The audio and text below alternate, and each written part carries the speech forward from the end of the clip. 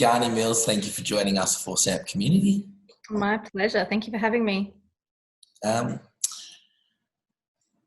Growing up as the eldest child of a tribe of 6, Kiani was always destined to lead, taking on the role of leader in the home at a young age, a beloved mother to 2 adorable children.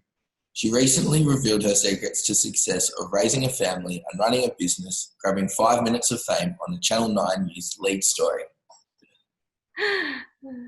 Starting off in the workforce, hospitality, and then into property law, she slowly realised that her passion truly lied in conveyancing.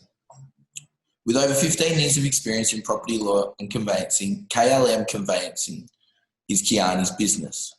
They work alongside some of the country's biggest property developers right across the east coast of Australia, with offices in Victoria, New South Wales and Queensland, specialising in off-the-plan developments. Kiani is among the elite in her field, an inspiration to many. Kiani is living proof that you can be a single mother and raise an amazing family and still create a successful corporate business. Kiani knows the value of developing and sustaining real relationships that will last a lifetime and not just get another deal across the line. The Queen of B&I, ladies and gentlemen, Miss Kiani Mills. Thank you very much. What an introduction. Wow. You're welcome, and it's well deserved. You are an inspiration. Definitely, someone that I personally take inspiration from in business. And I think it's all true, and it's all well deserved. Yeah, thank you. So thanks for joining us for SAMP Community. It's a pleasure. And I guess the elephant in the room everyone is talking about is how has COVID affected your business? Let's get that out of the way straight away. Yeah, you're right. It's definitely the hot topic, isn't it? Yeah. Look, COVID, I guess we've got 2 rounds. Round 1 was frightening and scary, and I think I went into a bit of shock. The kids and I literally got back from Bali the day before the hotel quarantine started, so we just got back in the nick of time. And so round 1 was a lot of disbelief. And while the world was still turning and the business was still turning, my mentality, my brain necessarily wasn't turning as well as it was before. So I think round 1 was harder on me emotionally. Also the shock of having to do homeschool for the first time and not having any idea how the hell that worked. Making sure the business was still going, looking at JobKeeper and all those kinds of things. I think round 1 was really kind of shocking. But the business kept going, which was good. We then transitioned into a virtual business, which meant that our East Coast brother and sister offices in Queensland and New South Wales really did boom, which was great. And then we had that little snippet of open to the world, and stage 2 came out for about 3 weeks there, and the property market in Victoria went crazy. So the confidence came back and the excitement came back, and all of that kept going, which was really, really lovely. Then we hit round 2. And round 2, business-wise, Victoria has pretty much come to a standstill. While, yes, we've still got work going on and there's still things that are in the pipeline, Queensland and New South Wales, thank God for them, because they're really where the work's coming from at the moment. But on a personal level, the emotion, the mentality, the drive going into round 2 was a hell of a lot more positive, because I was like, I've done it before, struggled through it before, and here we are again, I've got this. So business-wise, it's definitely decreased. We've definitely lost some of our revenue and some of our pipeline, especially because of Victoria. But I guess from the business mentality, it's healthier than it's ever been. Yeah, great. And you mentioned you switched to a virtual offering. Tell us about that process and perhaps how that looks. Look, I guess on the outside, it's quite an easy thing to do, closing the offices. So everyone goes, oh, you'll be saving heaps of money. Mm-hmm. I'm like, yeah. And then there was this big, massive hole in my heart. And I'm like, what's going on? And I literally went through this almost like a mourning period. I felt like I'd lost a sense of my success or a sense of my purpose. And I know it's very, very shallow that we define our success based on material items, but having offices really was when people would go, oh, you know, tell me about your business. And you go, oh, you know, we're here and there. We've got an office in Mornington. We've got an office in Albert Park. We've got this, we've got that. And that really does lift your credibility when you're talking to people. So there was a massive mourning period and grief period where I felt like I was losing a sense of my identity. And I was really worried. It was about 3 weeks. It took me about 3 weeks to advertise it or broadcast it, that was what I'd actually done, because I needed that mental processing time. But the minute I went, all right, no, this is a positive, this is great, let's move forward, this is the way the world's going, and put it up, the feedback was phenomenal. And I instantly went, oh my gosh, thank God. I know I made the best decision, not just for me, but for the clients. And obviously there's an offset of worrying about the staff and how they're going to transition. But thank God for me, my staff are loving it and the productivity's through the roof. So especially when we went back into round 2, I was like, thank God. If I hadn't have done it first, I would have been kicking myself if I still had offices. Well played by yourself. Oh, yeah, it was a struck of... Let's put COVID to one side, and you're very successful, and I guess a lot of people may not know what it takes just to get to that kind of level of success. And, you know, for some of our millennial folk coming through the ranks think that success can happen overnight. Can you tell us a bit about your story and, you know, the hurdles you faced and how you got to, you know, where you are today with offices all across Australia? Yeah, well, it definitely doesn't happen overnight. It's hard work, sweat, tears. There's a gorgeous photo, and I think I've posted on my Instagram page, and it's got a picture of an iceberg and the water, and it says success on the top, and then underneath it's got fear, determination, late nights, you know, no eating, determination, drive, all of these things that are under the water that you don't see. It is just like you're a duck on the top of the water, but yet you're pedaling like mad underneath. I started my career off as soon as I could get out of school. I knew I wanted to work in a law firm. That's exactly what I wanted to do. So I took a job working in a law firm as a junior, $14,000 in the CBD. Had to catch the train from Frankston every day to do it. I did not care. I was eating sausage rolls from 7-Eleven because I couldn't afford anything else for lunch, but I just didn't care. I was like, all right, this is the way I'm going to do it. I was doing crap work, crap jobs, crap hours. I was gone for 12 hours a day, and the hard work was worth it because in my mind I always knew that it was going to get me somewhere else.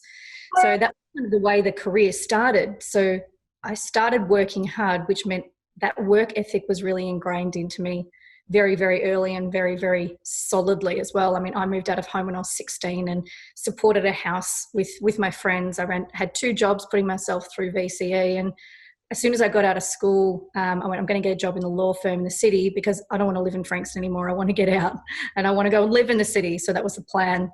And yeah, look, working my butt off, I ended up working in one of the top tier law firms, which was my absolute dream. I had my children really young. So, you know, this was 10 years ago, and they didn't really support working mums with children. They expected full time where we had children to, you know, look after and things like that. And that really made me have a look at what do I want, and are these the people in the career that I really want to take in my life. Through a lot of heartache and pain and sleepless nights and things like that, I decided, well, let's go work somewhere a little bit more approachable, a little bit more friendly. So I got a job in an office in Port Melbourne, and that was where I really got the feel for the personal side of the transaction. So the law firm, yes, it was the big accolade. It's nothing like Suits.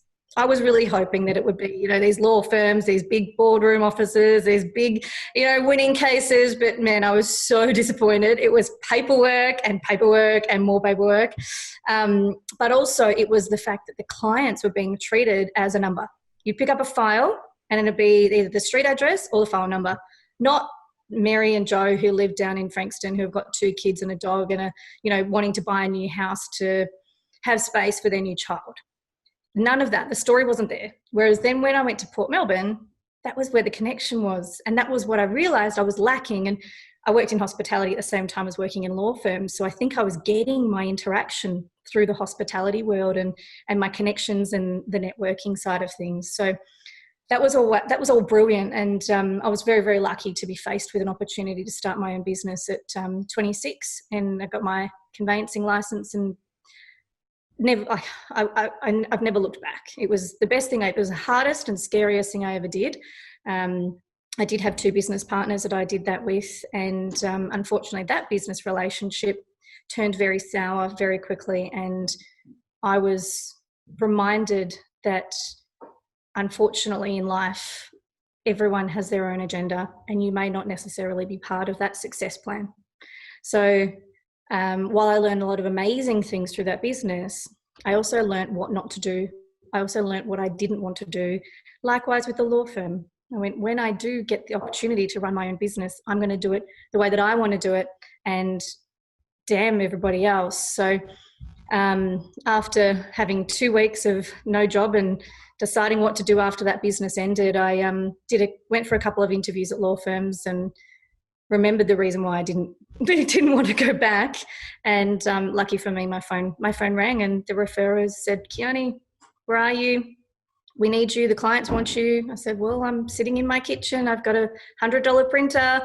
If you want to come around for a cup of coffee, I'm happy for you to do that." And so was born KLM Conveyancing in 2016. So I literally started with this old crappy laptop that took me half an hour just to do one letter, and a crappy printer and my own 2 feet. And yeah, it grew a life of its own, but like it was scary. And as I said earlier, there was late nights, there was sleepless nights, it was juggling, my children. I had prep and kinder age children at this point, and dropping off and picking up and backwards and forwards and managing relationships, and my ex-partners not supportive at all. So it was a real juggle and really, really hard, but it is that self-belief and self-determination and that drive that made me go, no, I deserve a better life. I want a better life. I want to put a roof over my kid's head. I want to put food on the table every day.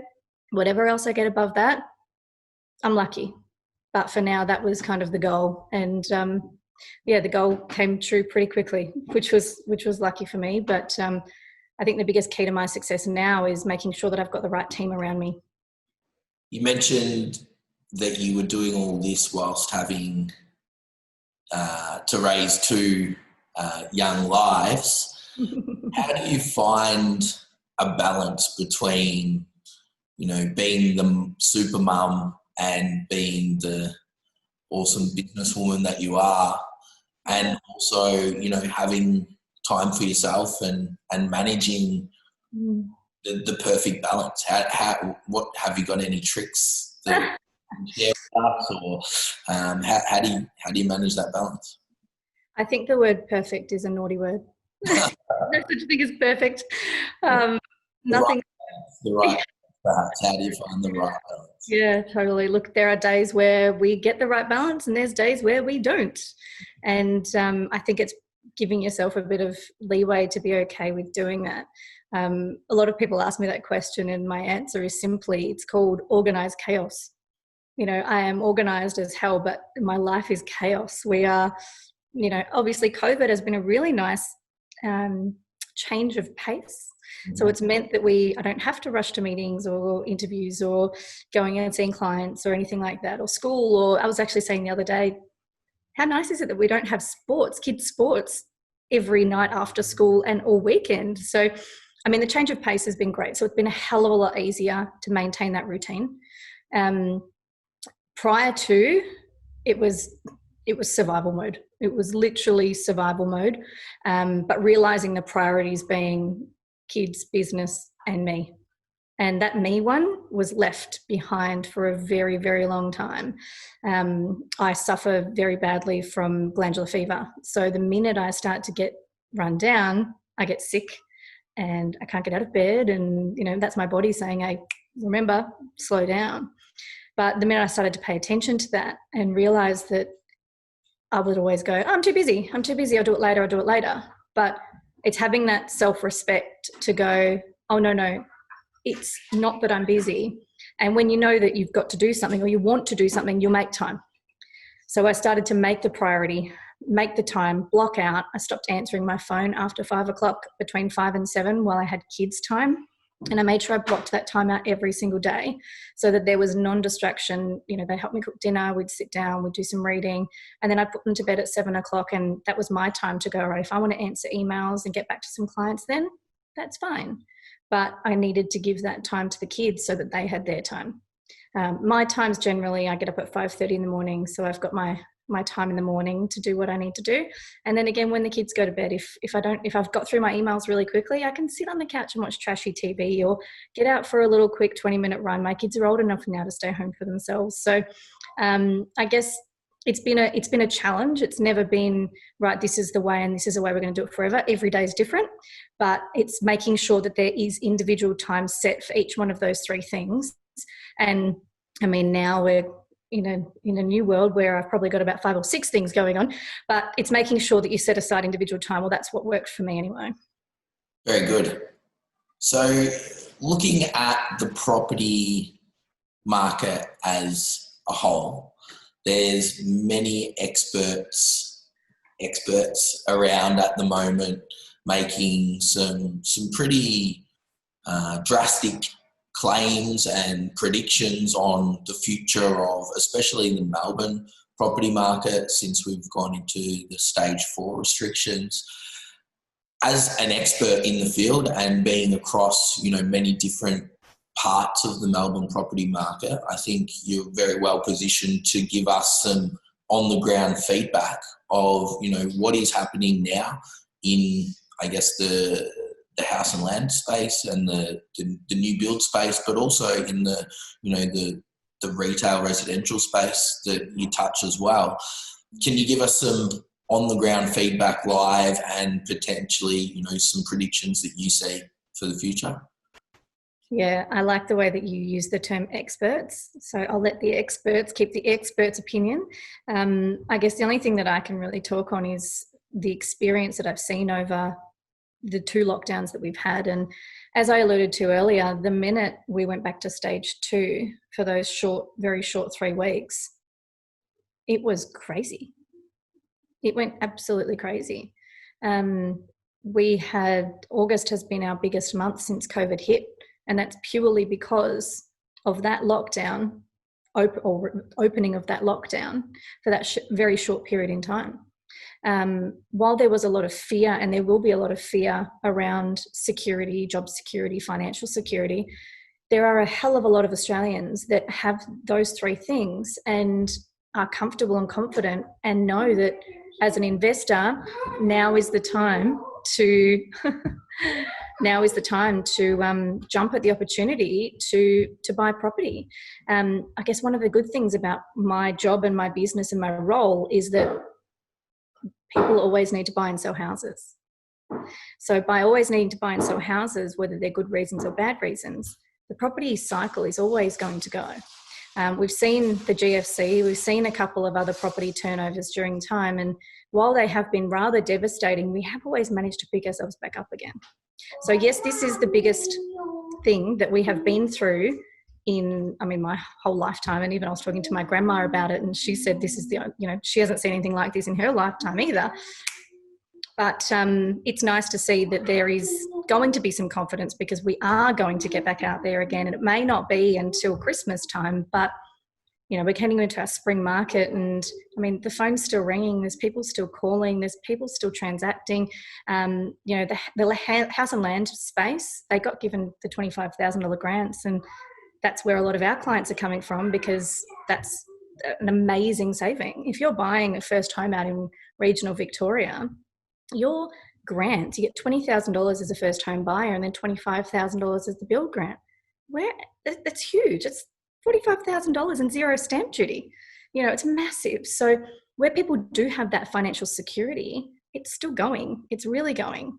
Queensland's absolutely killing it at the moment. They are going absolutely ballistic. Sydney's always going to be Sydney, New South Wales. But I don't think it's as doom and gloom as everyone's making out. I think there's a lot of scare tactics out there, and people buy newspapers because of those things. And unfortunately, I don't think they're very well reported or very accurate, to be honest. But look, it's one of those things where this is going to be either an opportunity to find yourself a bargain, or an opportunity to assess the market and go, maybe not right now. You've heard it here first, ladies and gentlemen. There are still transactions happening in the market. KLM Conveyancing is proof that the market hasn't stopped. Queensland is pumping, and we saw that there was a big bounce back after the first lot of restrictions. So we can expect that to happen again. When that happens, we're not sure, but don't write it off. The property market is still ticking along quite nicely, especially thanks to that 25k home builder grant that, you know, the federal government introduced that you alluded to. It would be amiss of me not to point out how well you do networking and referral partnerships. And, you know, I mentioned in the opening that you're the queen of B&I, but, you know, whilst it might be a little joke, it's actually pretty true. You've won awards for your networking abilities. Can you tell us a little bit about how important the networking skills that you have been to creating your business, and also follow that on by, you know, how you manage to maintain those relationships and keep them, you know, so authentic, I believe. It's an interesting question, and I have kind of thought about it over a while, because people ask me a lot, you know, how, when, what, where, and I genuinely believe that 90% of my networking skills actually came from working in hospitality. Working behind a bar teaches you so much about people. It teaches you how to communicate, different languages, different styles, different techniques. You get to learn people's body language, especially when you are dealing with intoxicated people. You don't know what you're going to get. So you've got to be able to manage and mitigate the conversation that you throw across the table, just in case of what's going to come back at you. So I learned very quickly how to be a bit of a chameleon in terms of the style of which I would deliver certain things in certain circumstances. I mean, we're all, no one's perfect, and I'm far from the master of it, but it was very apparent to me quite early that I could sit down and speak with a 50-year-old woman, 50-year-old man, 20-year-old woman, 20-year-old man, and have that same connection, not necessarily every time, but, you know, a lot of the times that, you know, we could resonate and have conversations regardless of where the age difference was.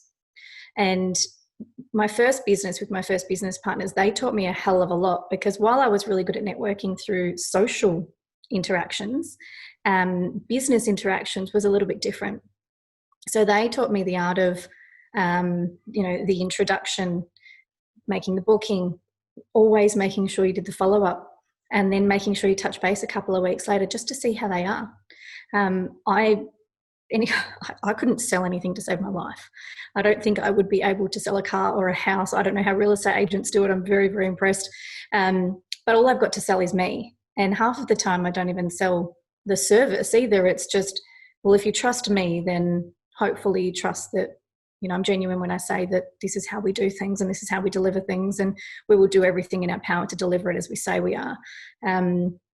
But B&I, as we joked about, it's been a really critical tool for me, because one of the biggest things that I had coming into running my own business was a massive, massive fear of public speaking and a real internal social anxiety. I'm fine when I've got a drink in my hand and, you know, that liquid courage kicks in. But the minute you have to stand up in front of a room at a business meeting at 7 a.m, it is totally inappropriate to drink at those things. So you have to stand there on your courage and on your own 2 feet. And it took me a very long time to get good at that. But the more I practiced, the more I genuinely believed what I was saying. And I realized that people are asking me these questions because they trust me already. So what am I scared of? What am I worried about? So when that kind of fear started to dissolve, the networking side of it, I think the biggest thing with networking is the fear of rejection. You're scared that someone's going to say no, or you're scared that someone's not going to like you. But at the end of the day, I mean, I'm quite lucky in the service that I work in, because we are a service-based business. Our industry is quite prolific. Anyone who buys a house needs us. Anyone who sells a house needs us. So it's a bit easier for the conversation to lead one way or another. But I think the biggest thing that I learnt is instilling trust and doing what you said you were going to do. If you say you're going to introduce them to someone, do it. If you say you're going to follow up, do it. If you say you're going to send a calendar invite, do it. And they are all tiny little things, but it makes a difference in that lasting impression that you leave on that person. And I guess in terms of maintaining those relationships is you learn over time who your people are, and you know pretty quickly when you meet someone who is your person, and it's sparking up those general interests and those general, I guess, common grounds that you have, and making sure those conversations are continued. And it's not going, oh, you know, how was your weekend? How's the kids? And they come back going, I don't have any kids and I've broken my leg. What? Like, it's making sure that you're genuine in your approach, and you're not just touching base to get something out of them. And that's where BNI, again, has been a really great tool of mine. You know, the philosophy is give as gain. I don't expect anything in return. It's anywhere I can possibly give, I will give. I enjoy that. It's like giving presents. I hate receiving presents, but I love giving presents because the look on people's faces is so, it warms my heart. So that's where I think networking is really important too. It's not a one-way street. And if it's not that I can't give them a referral personally, then yes, I will give you a recommendation to someone in my network, because all of my network know that that's what I do. So they're confident and comfortable in doing that. So I think, the biggest tips that for me was the confidence, the reminder that it's a two-way relationship. Don't expect something from someone if you can't give them something either first or at all. And just genuine conversations and touch points, not just, I know we've got a lot of nurturing sequences. A lot of professionals do that. But if you're just reaching out for the purpose of getting something in return, they'll know, and it won't work. Perfect. That's great advice there. And yeah, it's not just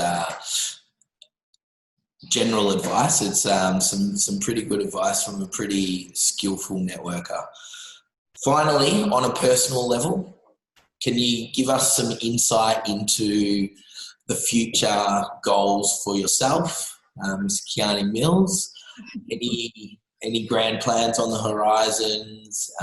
Anything that you can, any secrets you can share? Some goals perhaps for the next 12 months, 3 years, 5 years? Yeah.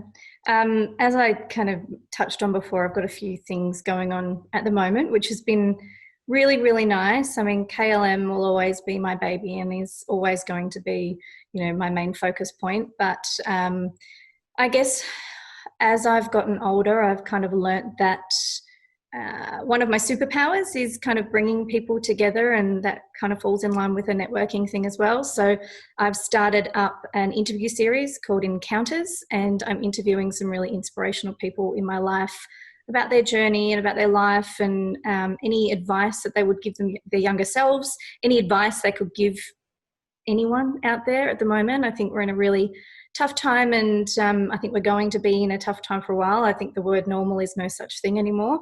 So I want to be able to give back and help people see the light at the end of the tunnel, but also meet some really awesome and amazing humans along the way. So thank you for being a part of that. I'm very, very thankful. And yeah, there's just a couple of other little property related things that we're looking at. So stay tuned. There's lots coming. Okay, we'll keep our eye out for Encounters by Kiani Mills. And thank you so much for sharing your story with SAMP community today. It's been an absolute pleasure, and I am sure that everyone that watches will get something out of it. Oh, thank you so much for having me. I'm absolutely honoured to be here. Pleasure. Have a great day. See you later.